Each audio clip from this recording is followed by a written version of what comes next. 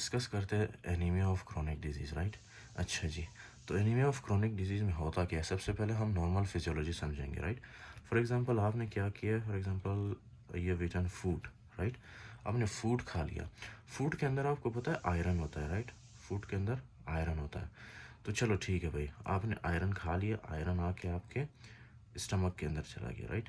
फिर स्टमक के थ्रू होते हुए ये कहाँ पे चला जाता है? आपके स्मॉल इंटेस्टाइन, स्पेशली ड्यूडेनम में, राइट। तो ड्यूडेनम के अंदर ऐसे छोटे छोटे से दरवाजे होते हैं, राइट। ऐसे छोटे छोटे से दरवाजे होते हैं।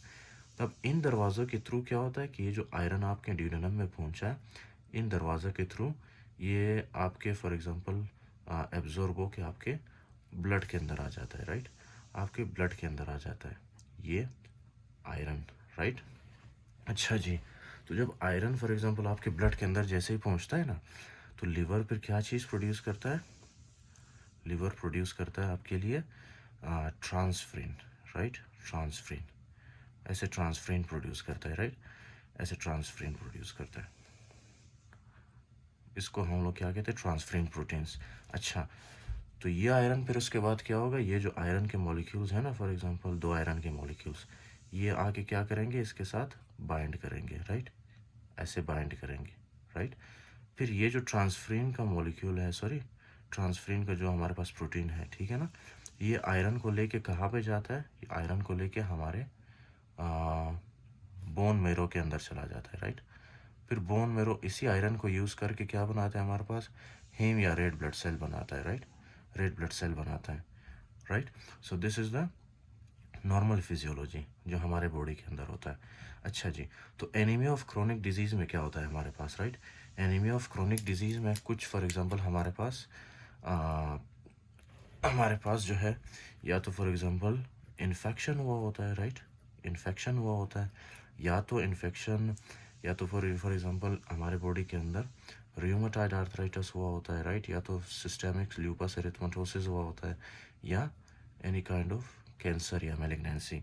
अच्छा, आपको पता है ये जो फॉर एग्जांपल ये जो कंडीशंस है, ये क्या रिलीज़ करते हैं हमारे बॉडी के अंदर? कुछ इंटरल्यूकिन्स रिलीज़ करते हैं, या आप इन शॉर्ट कह सकते हो कि ये जो है साइटोकाइंस रिलीज़ करते हैं, ठीक है ना। साइटोकाइंस, क्या कहते हैं इसको? Cytokines, right. अब ये जो साइटोकाइंस है, ये आगे जाके किसको स्टिमुलेट करेंगे? हमारे ब्लड के अंदर मैक्रोफेजेस को स्टिमुलेट करेंगे। इसको हम क्या कहते हैं? Macrophages, right. मैक्रोफेजेस जैसे ही स्टिमुलेट होंगे ना, मैक्रोफेजेस जो है क्या करेंगे फिर? हमारे ब्लड के अंदर जो नॉर्मल रेड ब्लड सेल्स होते हैं, राइट, वो बड़े खुशी से फॉर एग्जांपल घूम रहे होते हैं, right. Now see this red blood cells very happy. लेकिन जब मैक्रोफेजेस स्टिमुलेट होंगे, ठीक है, ये साइटोकाइंस की वजह से, तो मैक्रोफेजेस क्या करेंगे? ये जो हमारे पास रेड ब्लड सेल्स है वो उनको फेगोसाइटोज करेंगे, राइट। फॉर एग्जांपल उनको एनगल्फ करेंगे। तो रेड ब्लड सेल फिर क्या होंगे? फिर वो ऑब्वियसली उदास हो जाएंगे, ठीक है ना। They will become sad, right. क्यों? क्योंकि ये जो मैक्रोफेजेस इनको इनगल्फ करते हैं, इनगल्फ करने के बाद इनकी ब्रेक डाउन करते हैं, इनको तोड़ते हैं, राइट। तो इस वजह से रेड ब्लड सेल्स बहुत ज़्यादा उदास होते हैं। अच्छा जी, तो ये एक तो ये मैकेनिज्म है। दूसरा ये जो साइटोकाइंस है, ये हमारे मैक्रोफेजेस को स्टिमुलेट करके, हमारे मैक्रोफेजेस जब स्टिमुलेट होते हैं तो हमारे ब्लड के अंदर जितने भी फॉर एग्जांपल आयरन के मॉलिक्यूल्स होते हैं ना, ये मैक्रोफेजेस उनको इनगल्फ कर लेते हैं, राइट। ऐसे ये सारे आयरन के मॉलिक्यूल्स जितने भी हमारे ब्लड के अंदर थे, ये अब क्या हुए? मैक्रोफेजेस के अंदर स्टोर होना शुरू हुए, राइट। अच्छा जी, इन द सेम वे बाकी जो हमारे फॉर एग्जांपल ब्लड के अंदर जो आयरन होती है ना, वो आयरन कहाँ पे जाके स्टोर होती है? वो आयरन जाके हमारे स्प्लीन के अंदर in the form of ferritin store हो जाता है ये, ठीक है ना, आयरन। अच्छा जी, ये मैंने आपको बताया था जब हम लोग आयरन डेफिशिएंसी एनीमिया पढ़ रहे थे, ठीक है। मैंने आपको बताया था कि आयरन फॉर एग्जांपल जब एक्सेस में होता है हमारे बॉडी के अंदर, तो वो क्या होता है? वो हमारे स्प्लीन के अंदर जाके in the form of ferritin store होता है, ठीक है ना। जिस तरह बैंक में हम लोग पैसे डिपॉजिट करते हैं, तो इसी तरह आयरन जब ज़्यादा होता है तो स्प्लीन के अंदर जाके in the form of ferritin store होता है। ये है स्प्लीन हमारा, राइट। अच्छा जी, तो जैसे ही फॉर एग्जांपल हमें आयरन की ज़रूरत होती है, फिर वही फेरेटिन की ब्रेकडाउन होके वो वापस रिलीज़ होता है सर्कुलेशन में और हमारी ज़रूरत को पूरा करता है, राइट। अच्छा जी, तो ये है फॉर एग्जांपल साइटोकाइंस। कि मैक्रोफेजेस के साथ ये क्या करते हैं, राइट। इसी तरह ये जो फॉर एग्जांपल इन्फेक्शन है, ये रियोमेटॉइड आर्थराइटिस या इसमें से SLE है या कैंसर है, ठीक है, ये जो साइटोकाइंस रिलीज करते हैं, यही साइटोकाइंस जो है कभी कभी क्या करते हैं, ये जाके लीवर को स्टिमुलेट करते हैं, राइट, लीवर को स्टिमुलेट करते हैं। अच्छा जी, तो जैसे ही लीवर को स्टिमुलेट करते तो लीवर क्या बनाता है, हेप्सिडीन, राइट, ये हमारे पास फॉर एग्जांपल हेप्सिडीन, ठीक है, तो ये हेप्सिडीन कहाँ पे आता है, हमारे सर्कुलेशन में रिलीज होता है, राइट, हेप्सिडीन, ये है हमारे पास फॉर एग्जांपल हेप्सिडीन, राइट, हेप्सिडीन मॉलिक्यूल। अच्छा, हेप्सिडीन मॉलिक्यूल बहुत ही ख़तरनाक मॉलिक्यूल है। इसकी वजह क्या है कि ये जो हेप्सिडीन है ना, ये सबसे पहले जाता है हमारे ड्यूडेनम के ऊपर, ड्यूडेनम को स्टिमुलेट करता है, राइट, ड्यूडेनम के दरवाज़ों को, सेल्स को, ठीक है। जब ड्यूडेनम के सेल्स स्टिमुलेट होते हैं ना, तो ड्यूडेनम मज़ीद आयरन को एब्जॉर्ब होने नहीं देता, राइट। जब मज़ीद आयरन एब्जॉर्ब नहीं होगा हमारे बॉडी के अंदर, तो क्या होगा कि आयरन की क्या होगी, डेफिशिएंसी होगी, राइट, आयरन की डेफिशिएंसी होगी। अच्छा, आयरन की डेफिशिएंसी एक तो हेप्सिडीन की वजह से हो रहा है, दूसरा जितने भी आयरन थे वो जाके क्या हुए, in the form of ferritin store हुए, राइट, तो यहाँ से भी आयरन की डेफिशिएंसी होगी ब्लड के अंदर। और तीसरा ये है कि जो भी फॉर एग्जांपल जितने भी हमारे पास आयरन थे ना, फ्री आयरन ब्लड के अंदर, उनकी भी डेफिशिएंसी होगी। क्यों डेफिशिएंसी होगी, क्योंकि ये जो आयरन है ना हमारे पास फ्री ब्लड में, इनको मैक्रोफेजेस खा जाएंगे, राइट। तो इन शॉर्ट हमारा जो सीरम आयरन है वो बहुत ही कम होगा, राइट, सीरम आयरन बहुत ही ज़्यादा कम होगा हमारे बॉडी के अंदर, right, in the same way. अच्छा जी, अब सबसे जो इम्पोर्टेंट है, राइट, वो क्या चीज़ है, सबसे इम्पोर्टेंट चीज़ है फॉर एग्जांपल हमारे पास ये तो मैंने आपको बताया था कि ये क्या नाम है इसका, ट्रांसफेरिन, राइट, इसका नाम है ट्रांसफेरिन, राइट, इसको कहते हैं ट्रांसफेरिन।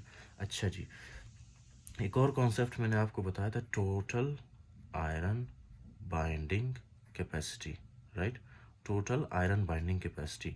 इसका नॉर्मल वैल्यू आपको पता है कितना है, इसका नॉर्मल वैल्यू है 300 माइक्रो मिलीग्राम पर डेसीलीटर, राइट, 300 माइक्रो मिलीग्राम पर डेसीलीटर।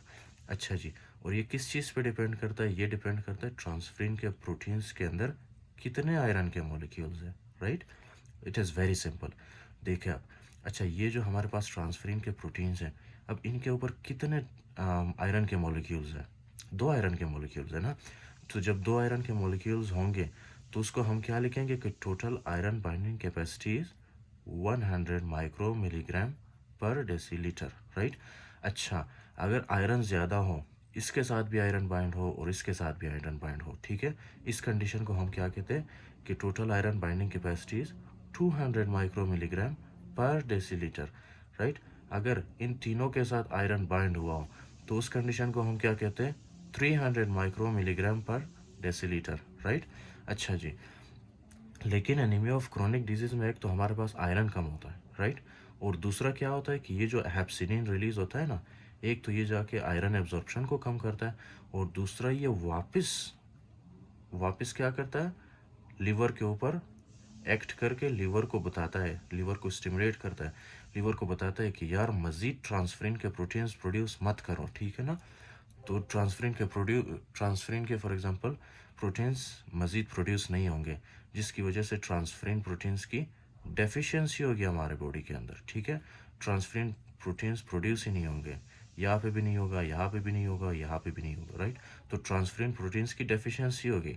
अच्छा जी, जब ट्रांसफेरिन प्रोटीन्स की डेफिशिएंसी होगी तो total iron binding capacity increase होगा या डिक्रीज होगा। So this is very obvious कि टोटल आयरन बाइंडिंग कैपेसिटी बिल्कुल ख़त्म ही होगा, बिल्कुल बिल्कुल जो है ना सिवियर रिडक्शन होगी, बहुत ही शदीद कमी होगी टोटल आयरन बाइंडिंग कैपेसिटी में। क्यों, क्योंकि हमारे पास ट्रांसफरेंट प्रोटीन्स ही नहीं है। और टोटल आयरन बाइंडिंग कैपेसिटी किस चीज़ पे डिपेंड कर रहा था, टोटल आयरन ट्रांसफरेंट प्रोटीन्स पे। अगर ट्रांसफरेंट प्रोटीन के पास 2 आयरन है तो उसको हम लोग क्या लिखते थे, 100 माइक्रो मिलीग्राम पर डेसीलीटर। अगर इसके पास फॉर एग्जांपल 4 आयरन होते थे तो उसको हम लोग क्या लिखते थे, 200 माइक्रो मिलीग्राम पर डेसीलीटर।